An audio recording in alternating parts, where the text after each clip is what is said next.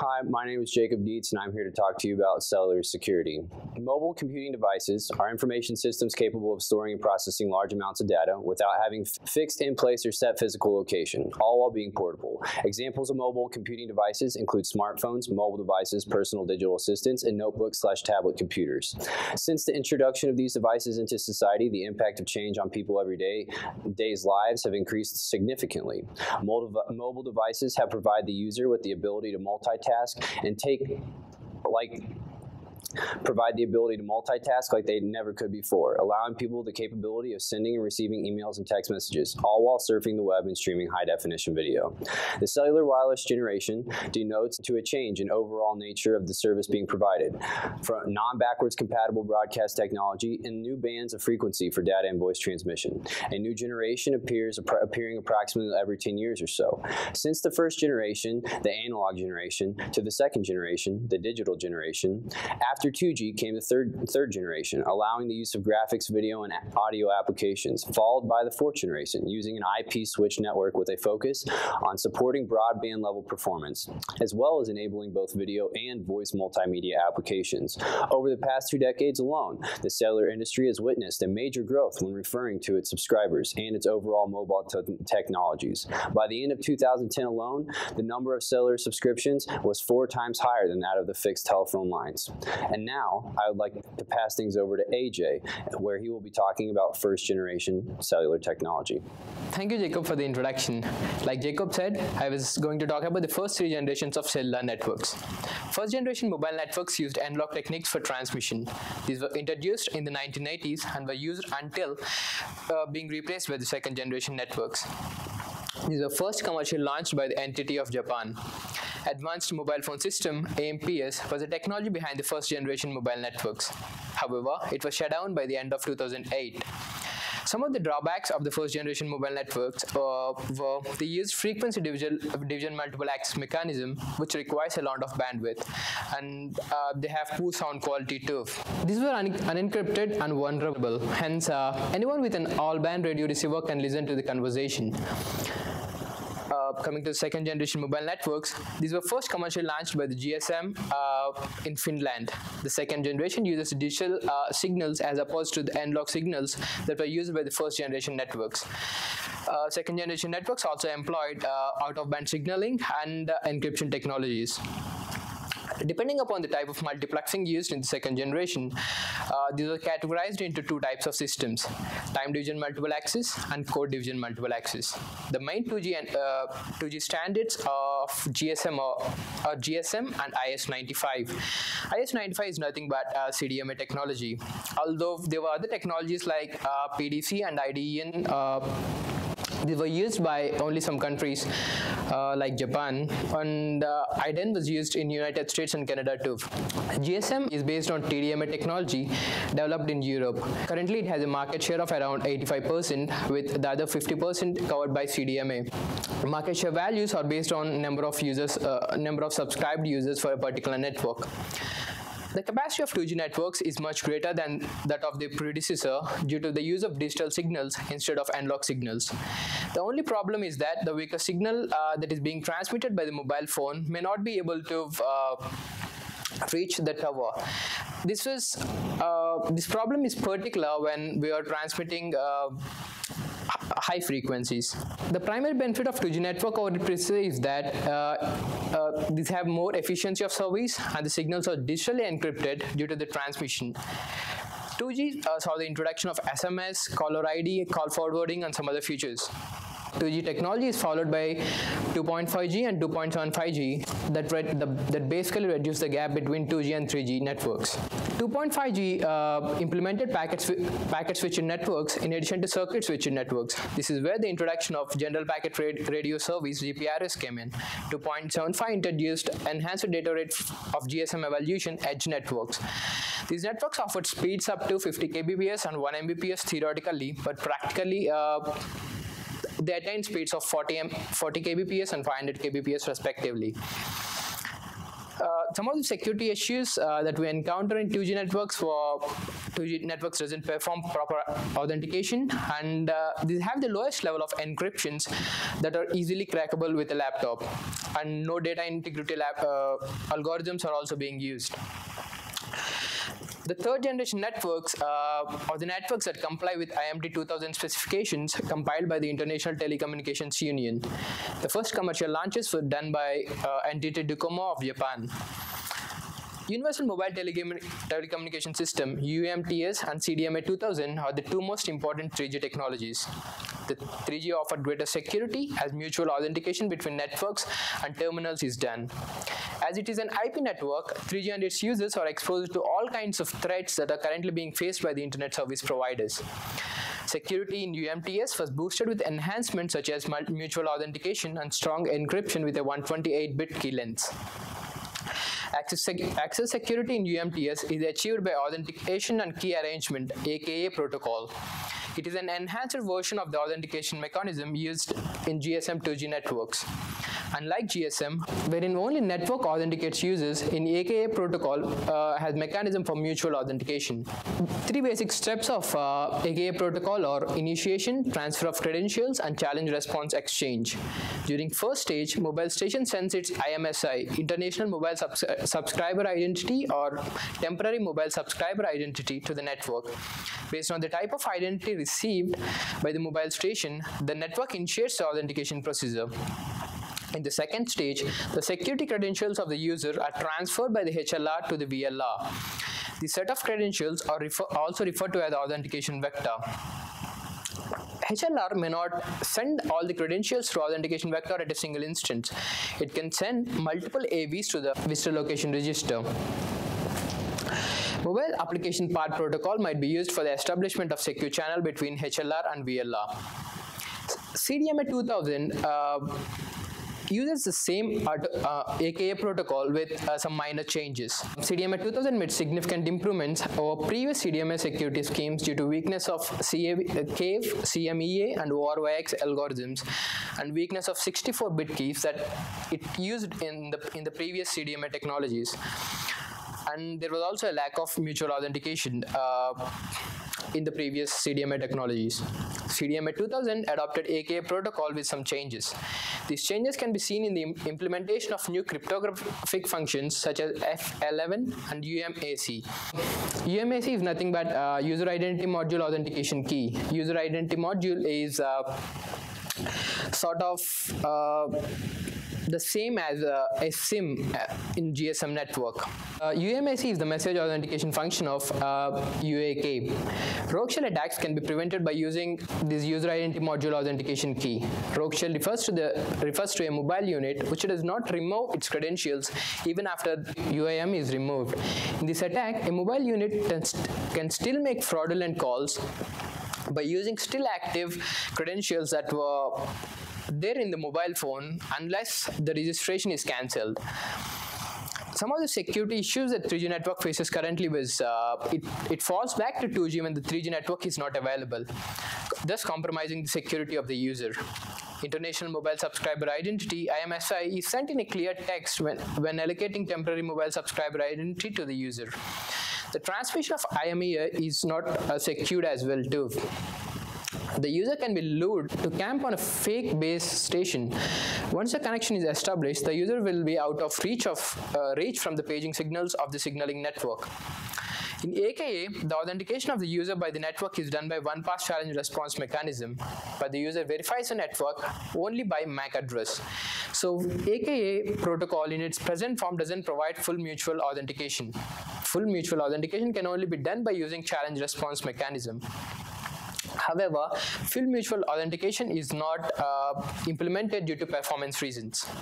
Now I would like to pass things over to Jacob, who is going to talk about security in an overall sense. Thank you, AJ, for that introduction. As AJ stated, I will be talking about security in an overall sense. So the real question is, what exactly is information security?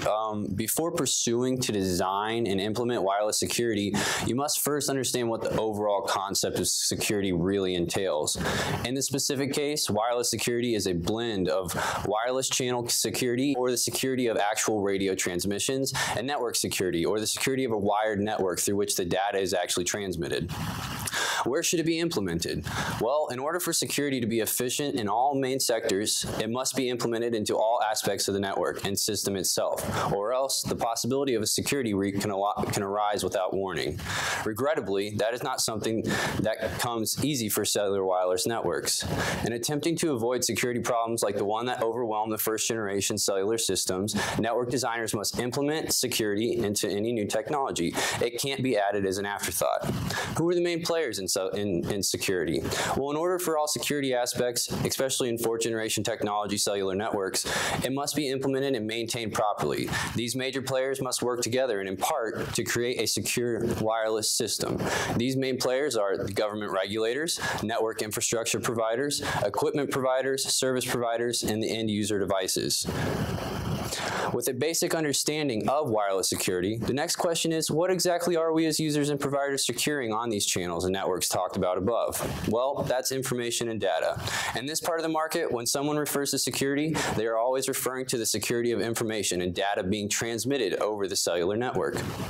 Therefore, we can use the information and security model proposed by National Security Telecommunications and Information Systems Security Committee, the NSTISSC. Along the top edge of the cube, there are three different states of information that can be in. We got transmission, storage, and processing. The rows on the left of the cube are the information characteristics that the security policy should provide. These columns consider confidentiality, integrity, and availability. The last part of the cube, when looking at it, is the security measures, and those entail educational training and awareness, policy and practice, and technology. The cube is thus divided into 27 lesser cubes, each of which must be inspected for dangers and resolutions in any all-encompassing security audit. So the goals and objectives in security. Well, the infrastructure for security cellular networks is immense, intricate, and has numerous entities working together, such as the internet working in part with the core network, thus presenting challenges for the network to provide security at every possible communicating path. To begin understanding and analyzing security, we must first acknowledge its goals and objectives. 1. To make sure that the information generated by or relating to a user is suitably protected against misapplication or misappropriation. To ensure that the resources and services provided to an end user are sufficiently protected against misapplication and misappropriation. Guarantee that security features are compatible with worldwide availability. Security features are sufficiently homogeneous to ensure worldwide interoperability and roaming between the different service providers.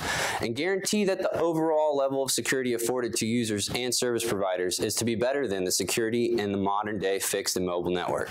6. Ensure that the application of security features and mechanisms can be drawn out, enhanced as demanded by the rise of new threats and services. Lastly, making sure that the security features permit new e-commerce services and other advanced applications.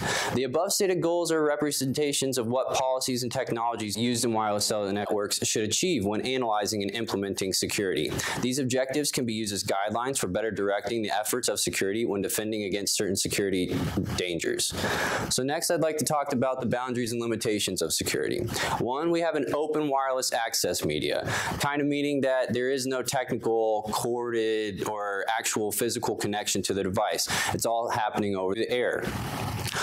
And since the actual transmission of information as data is being completed through wireless connections, the physical barrier keeping an attacker from accessing the network is not existent.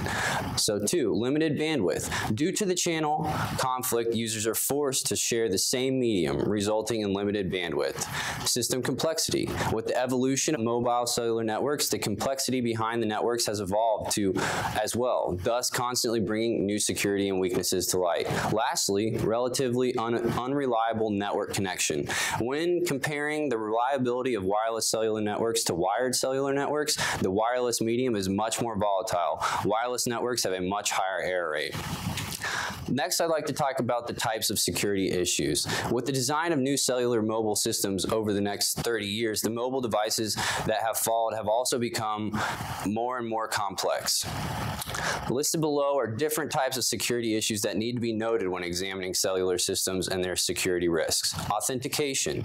Cellular networks have large quantities of subscribers, each having to be authenticated to guarantee that the correct subscribers are using the network. The device's physical location is actually a very important factor in guaranteeing the correct subscribers are using the network. As the number of subscribers using the network is getting bigger and bigger, issues relating to the cross-region and cross-provider authentication arises. Next, integrity. With a growing number of ways to share information and communicate with one another, it's important to guarantee that the data being transmitted does not get altered or corrupted. Confidentiality.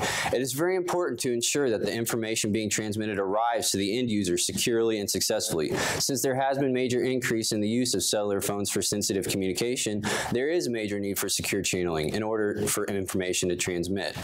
Access control. Cellular devices have many files that have restricted access to be added to them. The device might also access a database where some form of role-based access control is required. Location detection. The physical location of a cellular device needs to be kept disclosed for privacy of the user. With the move of the IP-based networks, the issue has arisen where a user may be linked with an access point, causing their location to be compromised. Device security. The mobile devices should have a fail-safe or an application in place that can be opened from another device, allowing the user to delete all the important information stored on the device, just in case of theft. Viruses and malware. With an increase in functionality being provided to cellular systems, problems arise in systems such as viruses and malware. A device that has been infected can also be a tool for an attacker to attack the infrastructure of a cellular network by being part of a large-scale denial of service attack. Lastly, downloaded contents. Spyware or adware can be downloaded by the user and causing potential for security issues. Now, the analysis of the above issues in wireless cellular networks and mobile devices is just a basic overview and does not actually define the overall solution for security. Instead, the concepts listed above are intended to help aid in the understanding of security problems that have become apparent throughout previous generations. So now I'd like to talk about the types of attacks. Theft. One of the most common forms of attack, especially with the portability of mobile devices. The mobile device user runs the risk of losing all information of data stored on the device when their device is stolen. Even more importantly, the person who uses the device for business or work-related functions run the potential of presenting devastating business implications, divulging sensitive customer and employee information, as well as a host of other highly guarded corporate assets. DOS, or denial of service. One of the most dangerous types of attacks is a DOS attack. It has the capability of bringing down an entire network infrastructure due to the excessive transmission of data to a network, causing the inability for users to access the network resources. DDoS, distributed denial of service. It can be hard to launch a large-scale DOS attack from one single or original host. Instead, a large amount of hosts can be used to launch a DDoS attack, where an attacker tries to make a network resource or machine inaccessible to its anticipated users with the intent to momentarily or indefinitely disturb or suspend service. The big difference between a DOS and a DDoS attack is that during a DDoS attack, there is more than one, or often thousands of unique IP addresses. Channel jamming, or jamming of the wireless channel, is another method used by the attackers to reject service to any unauthorized users in the network. Unauthorized access. If the proper authentication method is not deployed, then attackers may gain unrestricted access to a network, using it for service that attackers might not be normally allowed access to. Eavesdropping, or listening to private conversations of others without the conversationalist's consent. This may be done over telephone lines, email, and other various methods of private communication. Message forgery. When the network channel isn't secure, attackers can intercept a message going and coming from both directions, and then can modify the message without the users ever having any knowledge. Message replay. Very similar to message forgery, even if the network channel is secure, attackers can intercept an encrypted message and then replay it back at a later time. The victim of the attack may never have any idea that the encrypted message received is not the original one. Phishing. Attacks that make use of network communications to mislead users into installing malevolent software that leads to the user to provide information that is sensitive or personal. A very common type of phishing is on email-enabled mobile devices. Other common common forms of phishing are referred to as vishing, or phishing of voice calls, and smishing, phishing of SMS and MMS messages. Lastly, we have malware. There are always software applications that seem authentic and non-volatile. Some service providers that provide access to third-party applications that have no calculation of their safety to the end user. There are always software applications that seem authentic and non-volatile. Some service providers provide access to third-party applications that have had no calculation of their safety to the end user. Some quality examples of malware are applications running in the background of the user's device and can build up long-distance builds, or even a code that self-propagates and infects devices, thus spreading from one device to another through their address book. Lastly, I would like to talk about the characteristics of security architecture. When examining the security of a cellular network from a broad perspective, the overall architecture of security should hit 5 important characteristics. The security architecture should be complete, efficient, effective, extensible, and user-friendly. The architecture should be efficient and effective, where the security features and functionalities are independent of its counterparts but still complete their overall purpose.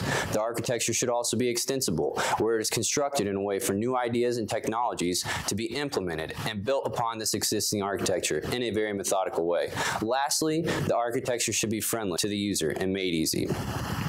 That's all I have for you today. Now I'd kind of like to transfer things over to Connor, who is going to talk to you guys about 4G systems, more importantly, LTE and WiMAX. Thank you, Jacob. As Jacob stated, I'll be discussing the 4th generation wireless security and technologies. The 2 main 4th generation wireless technologies are WiMAX, which is based upon IEEE standards, and the LTE, which is standardized by the 3GPP. WiMAX technology expansion and fruition was due to the cooperation of the WiMAX Forum, ITU, and the IEEE 802.16 Working Group, which stands for the Working Group of the Broadband Wireless Access Standards. The WiMAX Forum is an industry-led, not-for-profit organization that was established in June 2001 to promote and certify wireless broadband equipment based on the IEEE 802.16 standards and by awarding equipment manufacturers products with the WiMAX Forum certification label. This IEEE Working Group 802.16 develops standards and recommended practices to support the development and deployment of broadband wireless metropolitan area networks, and is one of the numerous working groups within the Land-Man Standards Committee. The purpose of the LMSC, Land-Man Standards Committee, is to develop and maintain networking standards and recommended practices for local, metropolitan, and other area networks using an open and accredited process, and advocates them on a global basis. The IEEE Working Group has completed different standards projects since 2001, and amendments to 802.16 are regularly updated. The International Telecommunication Union, ITU, was established in 1865, and its mission is to enable the growth and sustained development of telecommunications and information networks, and to facilitate universal access so that people everywhere can participate in and benefit from the emerging information society and global economy. IEEE, with WiMAX Forum, became section members of ITU's Radio Communications Section, ITUR, in 2003. It was important for the IEEE 802.16 Working Group to have good contacts with the ITU because the telecommunication industry was always well represented there. Recognition from within the ITU gave WiMAX technology international credibility. The International Mobile Telecommunications Standards of 2000, IMT 2000, commonly known as 3G, became the foundation for the personal mobile communication industry due to its availability almost everywhere in the world. In 2011, ITUR completed the next generation of global broadband technology, International Mobile Telecommunications Advanced, IMT Advanced, commonly known as 4G. IEEE 802.16 Working Group announced an amendment of the previous mobile WiMAX, IEEE 802.16e to IEEE 802.16m, which was to meet or surpass the current specifications of the IMT Advanced. Some of the upgrades with IEEE 802.16m included higher bandwidth from 30 megabits per second to 100 megabits per second, extensive wide coverage area which increased from 1 to 3 miles to about 30 to 100 kilometers, and interoperability with other technologies. Scalability in both network architecture and radio access technology also allow mobile WiMAX to have a great deal of flexibility with network offerings. Some of the most prominent features with mobile WiMAX include high data rates and speed. Wireless connectivity can be offered in a very short amount of time for operators, while enabling the mobile WiMAX technology to support peak download rates and peak uplink rates. Mobility. Short latencies allow users to run multiple real-time applications without any interruption in service or quality, and allows operators to provide a wide variety of different applications. Quality of service. The fundamental premise of IEEE 802.16 MAC architecture was quality of service. It defines service flows, which can map to diff-serve code points on multi-protocol label switching flow labels that enable an internet protocol-based quality of service. The mobile WiMAX architecture has four main components. The mobile station or a subscriber station is a generalized mobile equipment set providing wireless connectivity between one or more hosts and the WiMAX network. The base station, which is a radio receiver transmitter that serves as the hub of the local wireless network and may also be the gateway between a wire network and the wireless network. The mobile station gets air interface through base station. Base station also performs functions like mobility management, handoff triggering, tunnel establishment, and radio resource management. Access Service Network Gateway, ASNGW, typically acts as a layer 2 traffic aggregation point. It offers a logical boundary for function of nearby clients. ASN also performs intra-ASN location management, caching of subscriber profiles and encryption keys, establishment and management of mobility tunnel with base stations, as well as routing to the selected networks. Connectivity Service Network provides connectivity to the internet, other public networks, and corporate networks. CSN is owned by the network service provider and includes authentication and accounting server to add authentication processes for devices and users. It involves routers, servers, user database, and gateway devices, thereby providing internet services and roaming functionality. Protocol level is divided into two layers: the medium access control, the MAC, and the physical layer. The MAC consists of three sublayers: the service-specific convergent sublayer, which classifies a MAC's service data units; the common part sublayer, which is responsible for bandwidth allocation, connection establishment, and connection maintenance; and the security sublayer, which handles authentication, encryption, and exchange issues. The physical layer handles physical transportation, transmission, and receiving of data, as well as power control. On an IP-based network, WiMAX architecture would include a base station, a mobile or subscriber station, an access service network gateway, and a connectivity service network. Some of the WiMAX security issues, threats, and solutions. Although WiMAX is known for its mobility, attackers do not need to be at a stationary location to make an attack, thus leaving the network more susceptible to an attack. In WiMAX's protocol architecture, the security is implemented in the security sublayer, leaving the physical layer exposed and unprotected. Jamming, scrambling, and water torture attacks cannot be prevented easily. Although many of these amendments focused on securing the MAC layer, threats on the physical layer remain unresolved.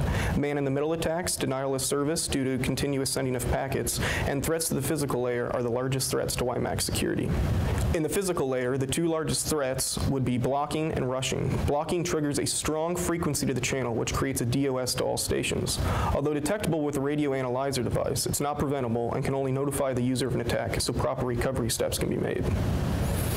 Authentication. WiMAX networks use a privacy key management (PKM) protocol for management of WiMAX 802.16 networks, and they require an X509 certificate for every subscriber station, so it's capable to identify everyone in the network. The authentication mechanism in the PKM protocol can cause a breach, leading to man-in-the-middle attacks, which can cause subscribers to have confidentiality breaches. Extensive authentication protocols were amended into IEEE 802.16 to help reduce the chances for these attacks. Encryption. Advanced Encryption Standards, AES, is the main encryption tool used by WiMAX, although it still does use 3DES as well. The AES was brought in by an amendment in IEEE 802.16e, allowing the confidentiality of data traffic. Standard management frames are not encrypted, which gives support to an attacker to collect information about subscribers in the area range, as well as other crucial characteristics of the network. Availability.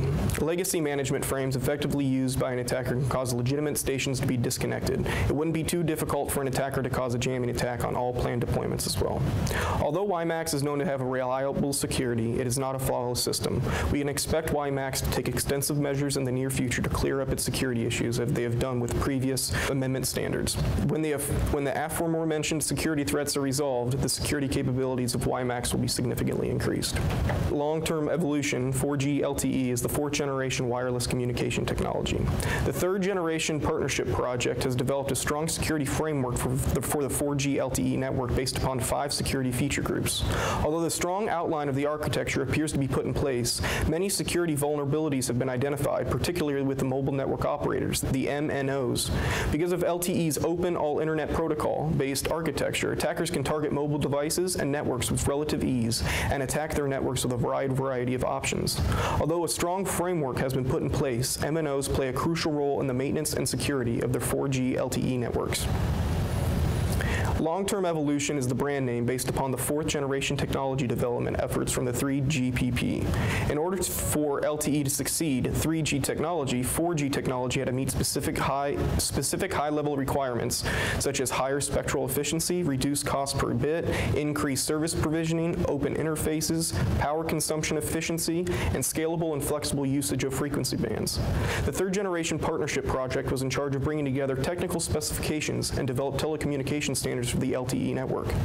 Orthogonal frequency division multiplexing, OFDM, and multiple input, multiple output, MIMO, were the technical specifications determined by the 3GPP. OFDM was chosen because it makes it possible to extend wireless access across wide systems, and MIMO were chosen because they allow enhanced throughput for given bandwidths. This higher throughput is one of the many advantages for network operators as well as low latency and operating costs. For the user, LTE allows faster data downloads and vast improvement of the user experience. 3GPP, taking security into deliberation, developed the 4G LTE architecture based on 5 security feature groups. The first one, network access security, which is there to provide and secure access to the service by the user. The second one, network domain security, which is there to protect the network elements and secure the signaling and user data exchange.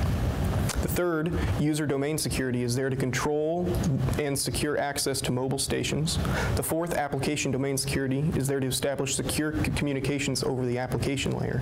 And the fifth one, visibility and configuration of security, is there to bring the opportunity for the user to check if the security features are in operation.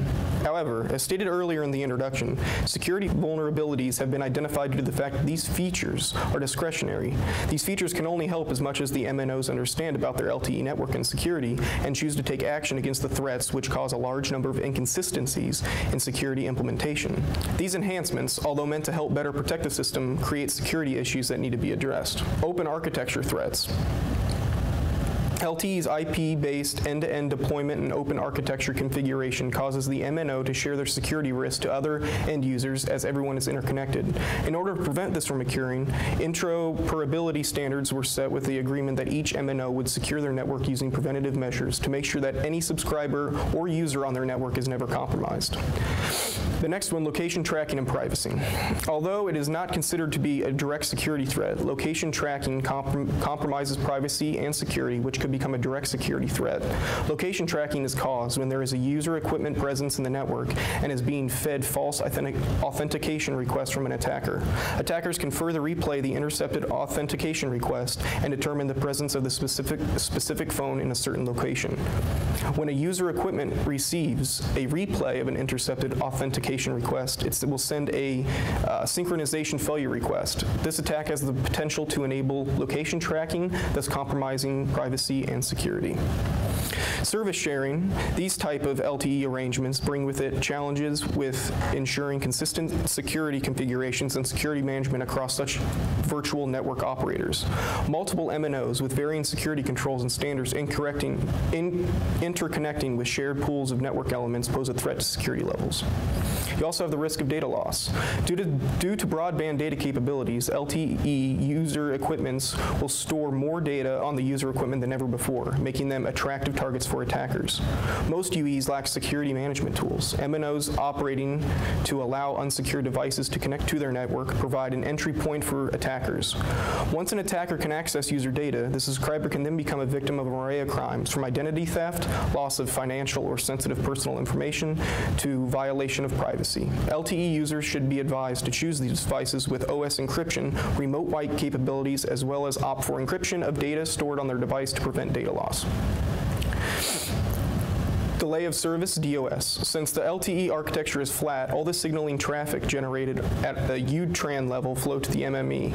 If the signal load exceeds the provision capacity of the MME, then the service may be compromised. This is a vulnerability that can be targeted for DOS attacks.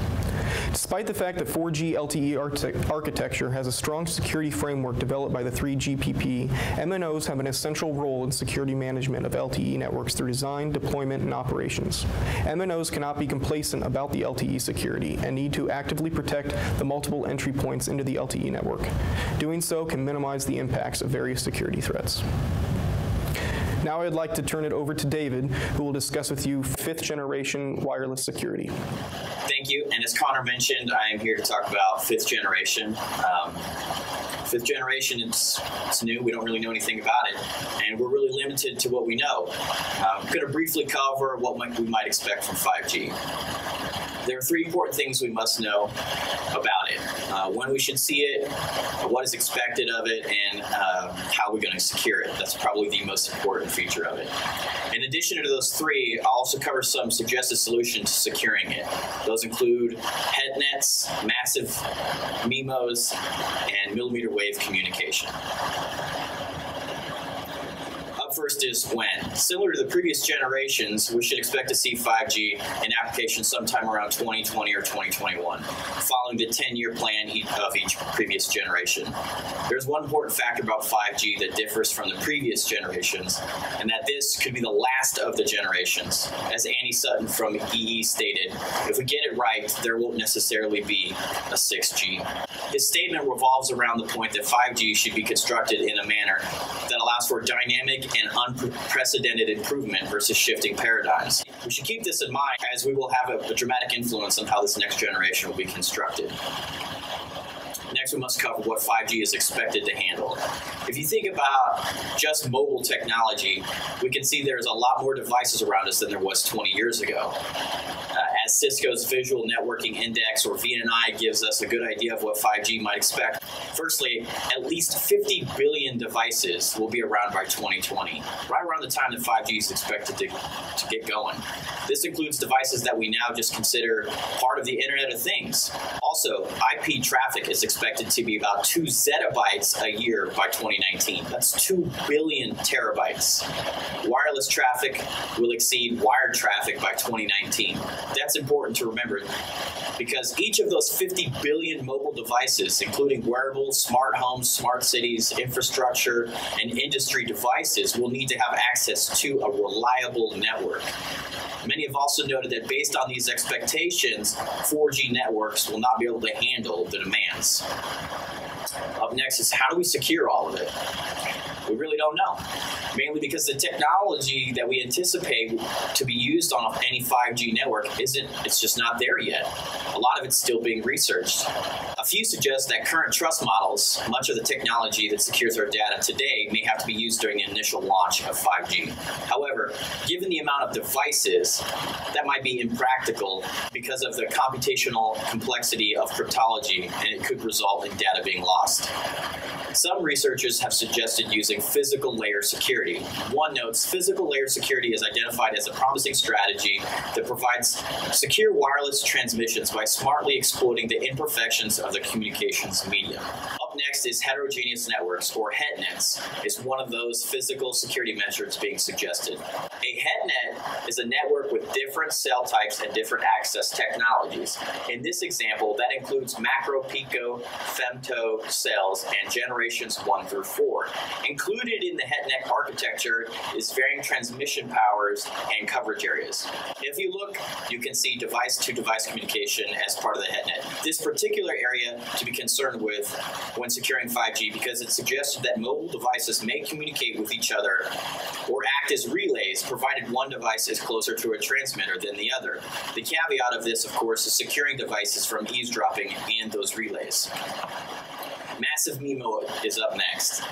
We already use multiple input, multiple output, or MIMO with current technology, but deploying it on a massive scale could provide a layer of security. Massive MIMO works the same as current MIMO by deploying multiple TX and RX antennas, but on a more massive scale.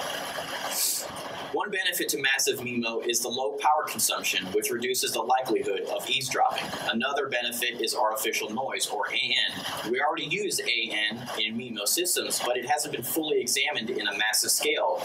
It works in MIMO by causing interference in an eavesdropper by degrading their signal. Finally, we have millimeter wave. We are already aware that spectrum space is extremely limited and nearly occupied. Millimeter wave falls within the 30 to 300 gigahertz range compared to the typical spectrum use of 300 megahertz to 3 gigahertz. While still limited and still being tested, it is expected that millimeter wave will not only expand the bandwidth but allows for higher data transfer. There has been some research done on the effectiveness of millimeter wave. One of the negatives of millimeter wave is the fairly limited range. Some research has shown its effectiveness at about 200 meters. Directionality is said to be one of the best ways to allow millimeter wave communication to be used as a physical security measure by using narrow beams to suppress interference. That concludes 5th generation technology as well as this presentation.